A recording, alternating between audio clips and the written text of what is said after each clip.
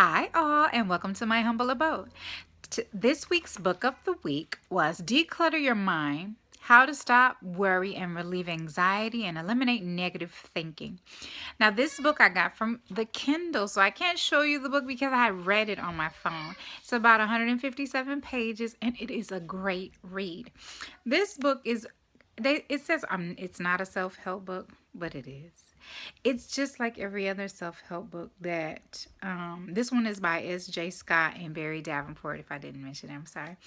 But this basically shows you ways to declutter your relationships, your surroundings, your thought process, and getting back to centering yourself and removing negative images, if you will, because in this book, which I find very, very, very, very true to heart, that when your surroundings are cluttered, your mind's cluttered. So you're not getting things out of your object because it's like your visual and your mind your mind is working whether you know it's working or not.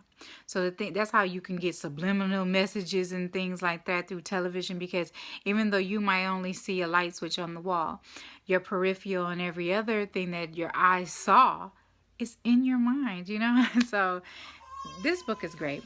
It also it shows you like how to get rid of distractions. It talks about meditation. It talks about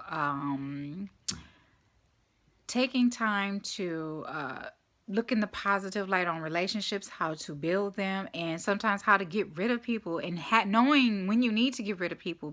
People sometimes that bring you down on a regular basis, that constantly feed you negative energy and are always like the bearer of bad news, so to speak, in your life.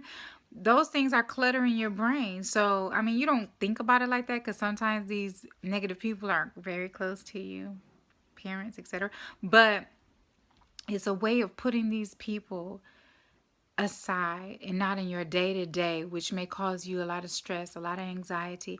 So to declutter your mind sometimes mean to get rid of all these things that are unnecessary.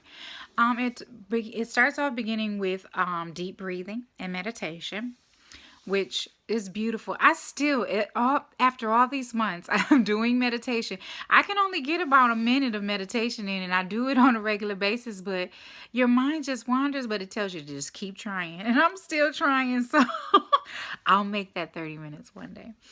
Anywho, it talks about not measuring yourself up to other people's success, etc. And I think that goes back to a lot of the books that I've read already anyway, because you're never supposed to measure your success or your greatness to someone else's. They don't live your life. They're not walking in your shoes. You are not Anjanelle, and I am not you.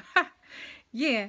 So anywho, I just love this book. I really do. I think the methods are great. I'm going to go back over on this book, and I suggest you try Kindle. Um, Kindle has great books on there, and then when you put in information on what you like, they give you suggestions, and this is one of the suggestions they gave for me. So I hope you check this book out.